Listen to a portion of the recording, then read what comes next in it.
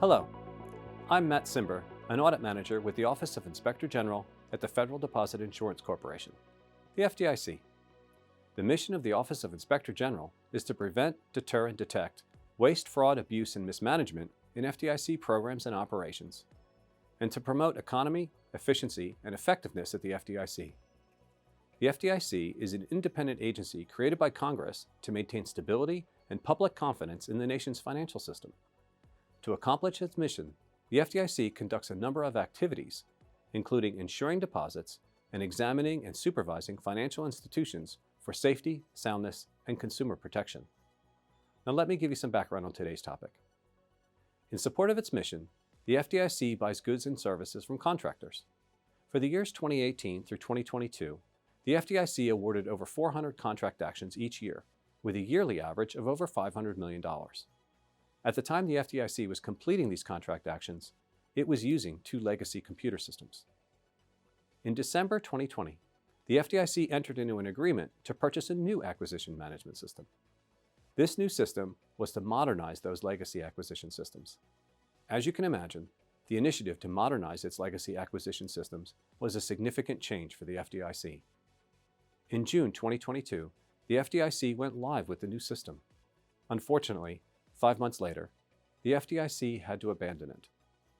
As a result, the FDIC incurred nearly $10 million in contract and staff labor hour costs.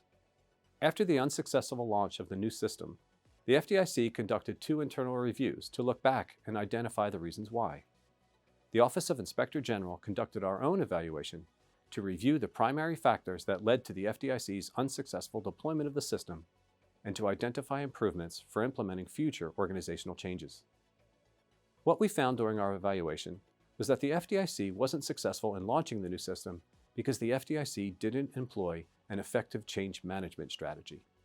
You may ask, what is a change management strategy? And why is it so important to the success of significant change efforts? Both good questions.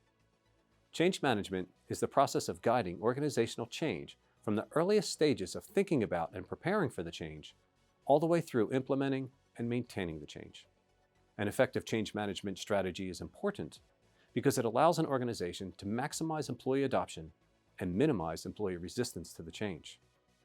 An effective change management strategy does this by providing open communication and involving employees from the beginning of the change effort through the change process. As I said, the FDIC wasn't successful in launching the new acquisition system because the FDIC didn't employ an effective change management strategy. The reason, in our view, that the FDIC didn't employ such a strategy was because its policies and procedures didn't require it. If the FDIC had employed an effective change management strategy, then managers and employees would have had the opportunity to get a greater understanding of and acceptance for the changes and the challenges of implementing the new system. They would have had an opportunity to engage more proactively in the process to develop and implement the new system.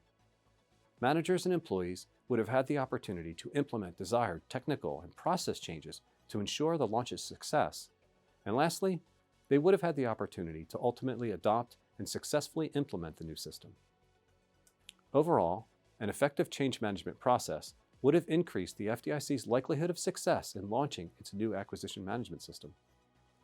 As a result of our evaluation, we issued a report to the FDIC that included 3 recommendations. We recommended that the FDIC update its policies and procedures to require a change management process for future change initiatives.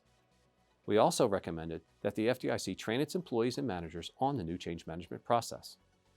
And lastly, because the FDIC is again in the process of buying a new acquisition management system, we recommended that the FDIC develop and employ a change management strategy and plan for this new system. We also reported that by implementing our first recommendation for the FDIC to update its policies and procedures, the benefits will include $9.9 million in funds put to better use. Funds put to better use is a term offices of Inspector General use throughout government to describe a type of cost savings that will result when a federal agency implements a recommendation. The $9.9 million will be realized over time as the FDIC achieves better outcomes when implementing future change initiatives. As I already said, implementing an effective change management process increases the likelihood of success of a change initiative. The FDIC agreed with our recommendations and plans to implement them by December 31st, 2024. The FDIC also agreed that over time and over multiple projects, the amount of funds put to better use will be $9.9 million. We consider this assignment a success in that our work has had a positive impact on the programs and operations of the FDIC, also because this work illustrates a key aspect of the Office of Inspector General's mission, to promote economy, efficiency, and effectiveness at the FDIC. We hope that by viewing this video, you have a better sense of some of the issues that the FDIC faces and the corresponding work of the FDIC Office of Inspector General. To find out more about these issues and our other oversight work, please visit our website at fdicoig.gov.